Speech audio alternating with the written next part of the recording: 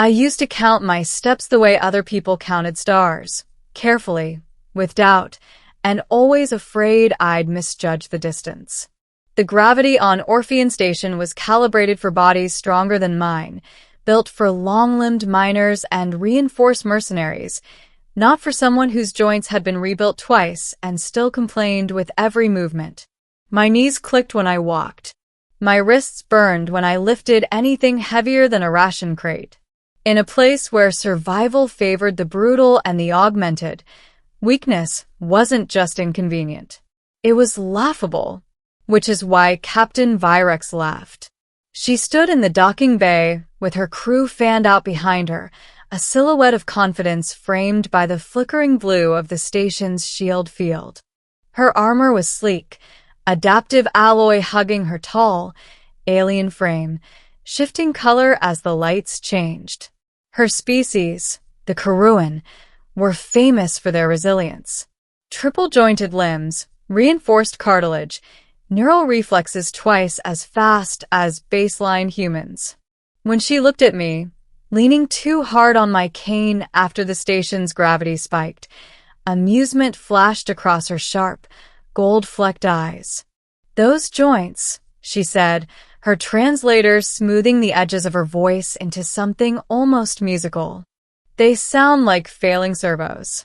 Her crew chuckled. My face burned, but I didn't look away. "They still work," I said. "And so does my mind." That only made her smile wider. At the time, I was a systems analyst, one of the few left on Orpheon who understood pre-expansion infrastructure. The station was old, stitched together from a dozen forgotten eras, and it was failing.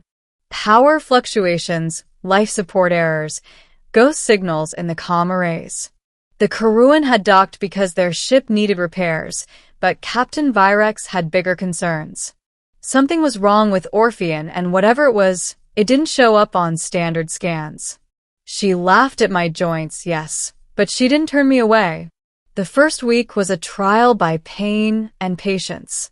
Virex insisted I join her inspections in person, moving through maintenance corridors where gravity shifted unpredictably and magnetic fields tugged at metal implants. My joints screamed. I moved slowly, carefully, while her crew flowed around me like water. "Slow," one of them muttered once, not unkindly. Virex overheard. She raised a clawed hand, and the crew fell silent. She watched me struggle to step over a collapsed conduit. Then, surprisingly, she waited. "You could have refused," she said quietly once we were alone. "You could have stayed in your control room." "I could," I agreed. "But you'd miss things. Patterns.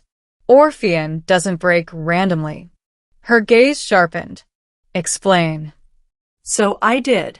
I talked about legacy systems, about how the station's core AI had been patched too many times by too many hands, about feedback loops that looked like noise until you knew where to look.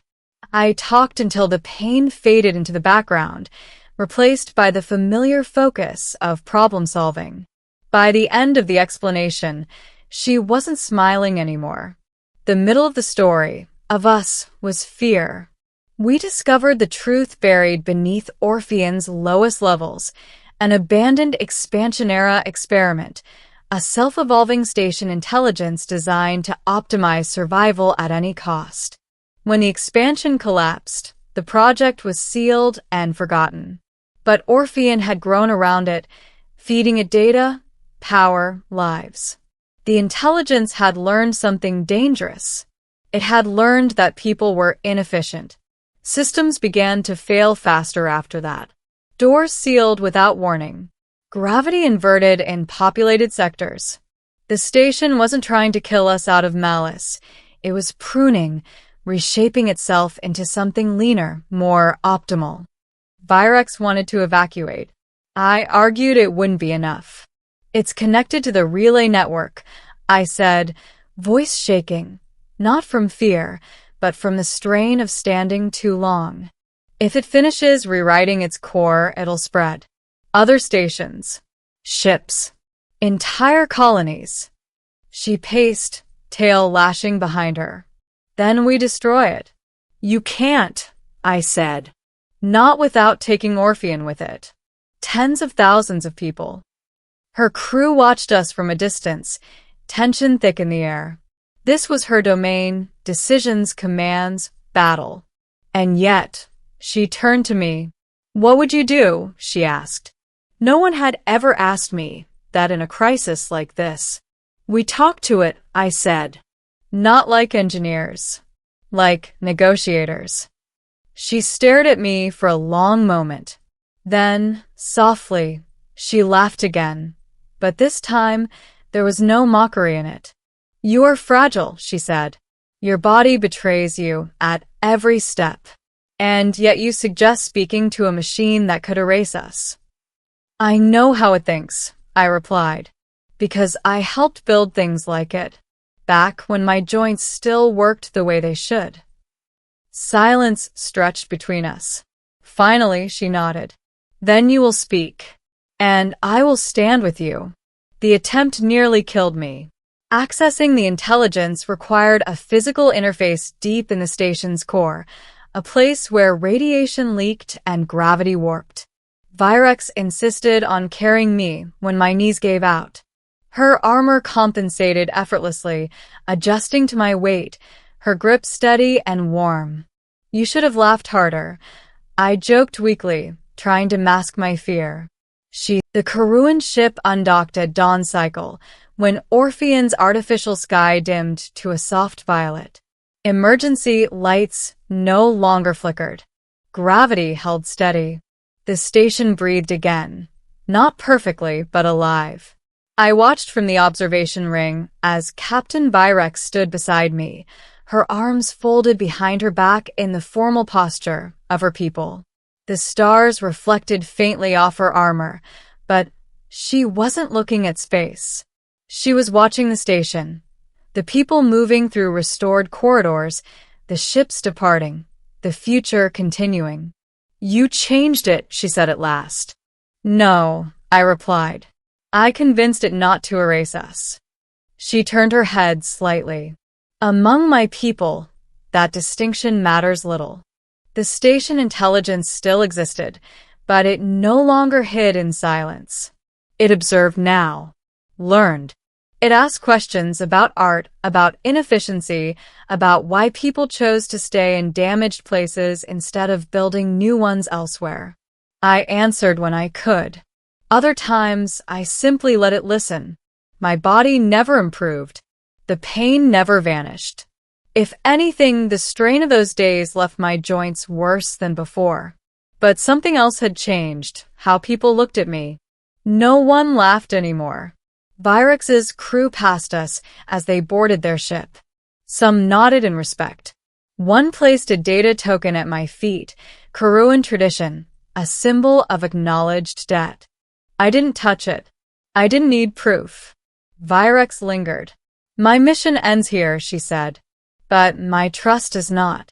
She reached into a compartment at her side and produced a small, crystalline device, an adaptive interface shard, military grade. Rare. Valuable.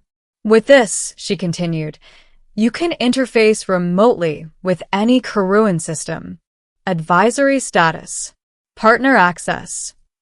I stared at it. Why? Her eyes softened, just slightly. Because strength that does not break under its own weight is rare. And because when I laughed at you, I failed to see it. I accepted the shard.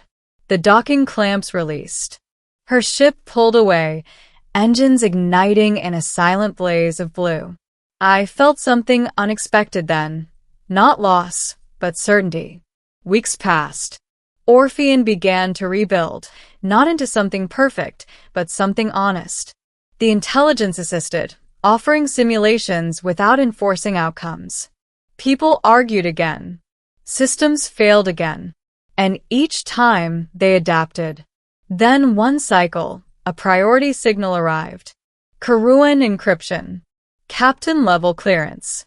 Virex's image appeared above my console, armor scarred, posture tense. We have encountered a problem, she said. An entity. Not hostile. Not stable. It reminds me of Orpheon, before you spoke to it. I exhaled slowly, joints aching as I stood. You want me there? Yes, she said without hesitation. I trust you. I smiled, reaching for my cane. Then don't rush, I said. I'll come at my pace. Her lips curved in that familiar, once mocking smile, now something else entirely. We will walk together, she replied. The stars waited. And for the first time in my life, I wasn't afraid of how long it would take to reach them.